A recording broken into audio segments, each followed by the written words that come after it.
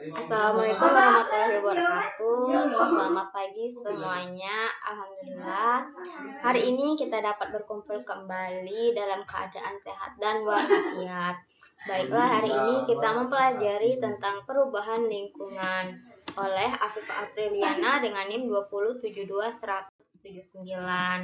Nah, di perubahan lingkungan ini kita akan membahas tentang perubahan lingkungan dan mengatasi masalah lingkungan.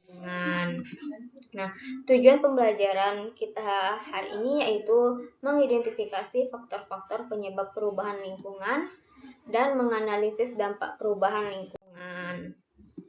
Nah, apa sih perubahan lingkungan itu? Perubahan lingkungan adalah adanya perubahan di dalam lingkungan sehingga menyebabkan terganggunya keseimbangan lingkungan yang diakibatkan oleh faktor manusia dan faktor alam. Nah, keseimbangan lingkungan ini ditentukan oleh keseimbangan komponen di dalamnya yang menimbulkan daya dukung lingkungan. Apabila daya dukung tidak terpenuhi, maka akan terjadi gangguan keseimbangan lingkungan. Nah, ini adalah contoh dari kerusakan lingkungan yang disebabkan oleh faktor alam dan faktor manusia. Nah, faktor penyebab kerusakan lingkungan yaitu dari manusia dan dari faktor alam. Nah, faktor manusia yaitu manusia merupakan salah satu penyebab kerusakan lingkungan karena untuk memenuhi kebutuhan hidupnya dengan memanfaatkan sumber daya alam yang tersedia. Manusia juga menimbulkan dampak buruk yang menyebabkan kerusakan lingkungan seperti pencemaran lingkungan. Dan faktor alam yaitu kerusakan terhadap lingkungan hidup yang disebabkan oleh faktor alam. Kerusakan ini terjadi secara alami tanpa campur tangan atau peranan manusia. Nah, meskipun terkadang manusia pun bisa menjadi pemicu awal terjadi proses kerusakan, maka kerusakan tersebut dinamakan dengan kerusakan lingkungan secara tidak langsung.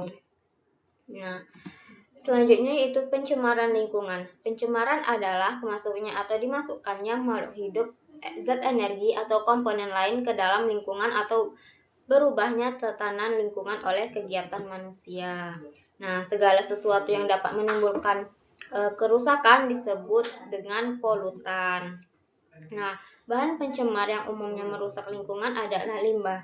Limbah merupakan bahan buangan yang dihasilkan dari suatu proses produksi, baik industri maupun domestik.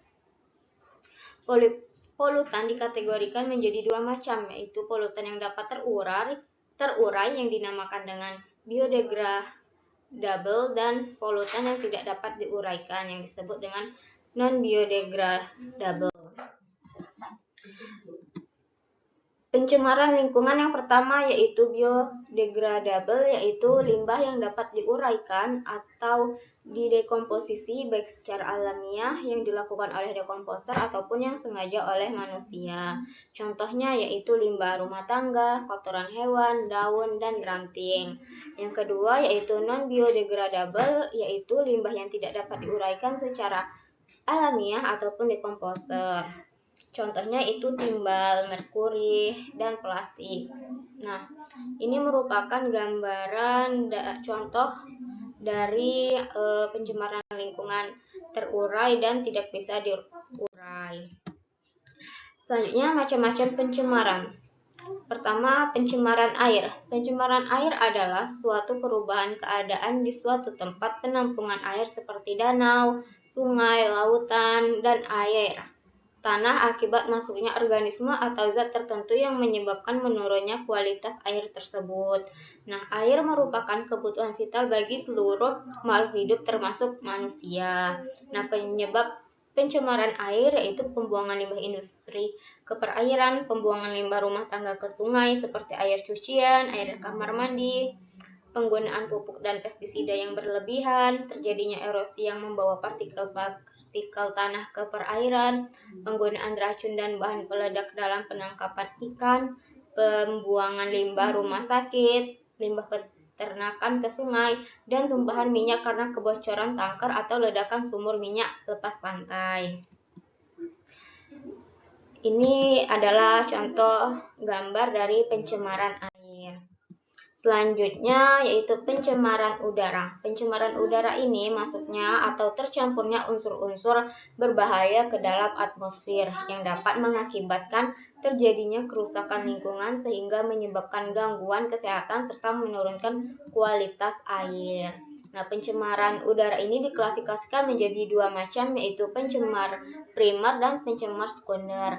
Nah, pencemar primer ini dia seperti asap motor, mesin pembakaran pada pabrik penghasil sulfur monoksida dan karbon monoksida. Sedangkan pencemar sekunder yaitu dia terbentuk dari reaksi pencemar primer di atmosfer. Nah, penyebab pencemaran udara ini yaitu asap kendaraan atau dari cerobong pabrik yang membebaskan